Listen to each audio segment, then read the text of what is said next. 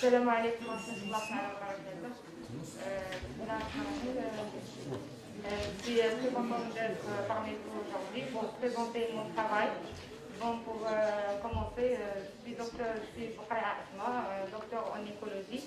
Je fais partie du laboratoire de l'écologie et de l'environnement continu.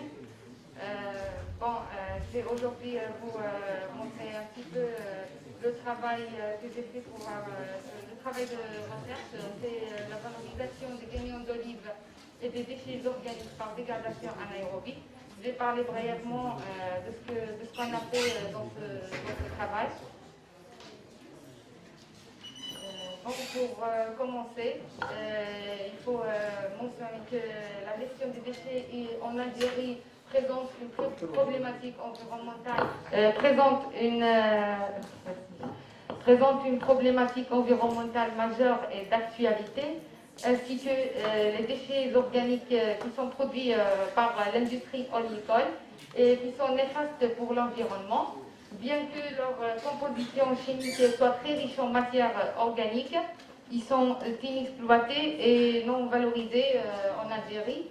Donc l'Algérie se trouve face à un enjeu principal, pas uniquement l'Algérie, mais tous les pays du monde, se trouvent face à un enjeu principal, c'est celui de l'épuisement des ressources énergétiques naturelles. Les énergies renouvelables restent la solution. Les objectifs de ce travail, c'est premièrement la valorisation énergétique des déchets ménagers et également des déchets oléicoles par dégradation anaérobie pour produire de la bioénergie, comme les engrais et utilisés comme engrais agricoles et bien sûr l'utilisation également de biogaz produit par la fermentation anaérobie. Deuxième objectif, c'est de voir l'effet de l'apport des graignons d'olive sur la qualité et la quantité des produits de la biométhanisation. Pour les produits de la biométhanisation, nous avons trois compartiments. Nous avons les digestants, qui seront utilisés par la suite comme des engrais pour les sols. Et nous avons également le biogaz et les lexivia, qui finalement ils seront utilisés également comme des engrais liquides pour les sols. Pour le dispositif expérimental, nous avons monté des biodigesteurs identiques et du même type, c'est le type discontinu, mis dans les mêmes conditions du milieu, sauf que la nature des déchets introduits dans les biodigesteurs est différente. Dans les biodigesteurs DDM, nous avons le digestat, les substrats étaient uniquement des déchets ménagers. Par contre, dans les DDMG, les substrats étaient un mélange de déchets ménagers et de graignons d'olive. Pour ce qui est montage des biodigesteurs, comme vous voyez, nous avons utilisé des fûts de 30 litres. Pour les fûts, ils sont menés d'une tuyauterie branchée à une tuyauterie multicouche. Cette tuyauterie est munie exactement de deux vannes de contrôle et une vanne de sécurité. Pour les vannes, la vanne de contrôle elle est utilisée pour contrôler la circulation des biogaz résultant de la biodégradation. La vanne de sécurité, elle assure la sécurité du système. Pour ce qui est manomètre, nous avons utilisé un manomètre sous forme de la lettre U. Et il est à moitié rempli d'eau. En cas de surcharge, c'est-à-dire de biogaz, l'eau coule de l'autre extrémité. Voilà, pour le réservoir à gaz, nous avons utilisé des chambres à air. Pour la mise en marche des biodigesteurs, nous avons introduit 15 kg de déchets grossièrement hachés dans des fûts. Et le reste, 1 sur 4 du volume de biodigesteur reste vide.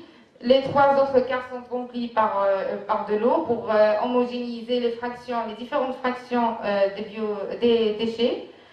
Voilà, pour favoriser la prolifération des bactéries responsables de la méthanisation et pour permettre également un bon broyage des déchets. Ici, après fermeture des biodigesteurs, Nous avons utilisé la silicone pour mieux assurer l'étanchéité. Et une fois la fermentation anaérobie aura lieu, le biogaz sera récupéré dans des chambres à air qui constituent dans notre cas le réservoir à gaz. Pour la composition des déchets organiques introduits, si vous voyez le tableau présent, on peut dire que la seule différence est au niveau des granions d'olive. Je m'excuse, la dernière case, c'est des granions d'olive. Ils sont présents dans des DMG par 33,33% et ils sont absents dans les DDM. Donc c'est la seule différence qui se trouve entre la composition des deux biodigesteurs. Pour le pré-traitement des déchets, nous avons utilisé un pré-traitement des déchets. Nous avons fait un pré-traitement des déchets, c'est le compactage de déchets et le broyage. Bien sûr, c'est pour assurer le mélange et le bon broyage et pour homogénéiser les différentes fractions des déchets. Cela améliore la distribution dans l'eau. Pour les paramètres physico-chimiques, nous avons étudié les paramètres physico-chimiques concernant les digestats obtenus qui seront utilisés comme engrais. Nous avons essayé de voir la qualité des digestats produits. Alors nous avons déterminé le degré d'évolution de la matière organique pour voir la stabilité des sols. C'est le carbone azote. Le carbone azote, la matière sèche, la détermination du pH, ainsi que le total organique carbone, l'azote total. Pour les résultats et discussions, concernant les quantités des digestats obtenus, si vous voyez, on peut voir que le taux de transformation, c'est-à-dire le substrat, a été transformé à 63% dans DDM et à 70% dans DDMG. Donc ces taux de transformation sont appréciables et peuvent contribuer considérablement dans la diminution de la pollution. Pour ce qui est le pH, si vous voyez, les deux composts sont mûrs. On peut les considérer comme des composts mûrs d'après le pH 7 et 7,66. Pour l'humidité, si vous voyez là, on voit que l'humidité dans les biodigesteurs DDM était plus élevée que celle des DDMG. Cela n'empêche que les teneurs en eau dans DDM et DDMG sont optimales. Pour ce qui est le taux de la matière sèche dans les composts trouvés, nous avons noté 60 et 44 respectivement pour DDMG et DDM. Donc on peut dire que ces composts, c'est un bon compost pour le DDMG. Pour le carbone organique total, également, on voit que la teneur en carbone organique total est 3 fois plus élevée dans DDMG que DDM. Et on peut dire que les composts ont des teneurs relativement élevées en carbone organique total. Pour la matière organique, on voit que la teneur en matière organique est élevée, présente des teneurs dans les normes pour DDM. Par contre, DDMG, la teneur est élevée, elle est de 57,42%. Pour l'azote total, les composts obtenus ont des teneurs dans les normes et sont de bons composts. Pour le rapport de stabilité des sols, carbone-azote, on peut voir que les deux présentent, le DDMG présente un rapport plus élevé, 3 fois plus élevé que DDM. Donc là, on peut dire la stabilité, il pourrait être considéré comme mûr pour DDMG. Conclusion et perspective. Pardon.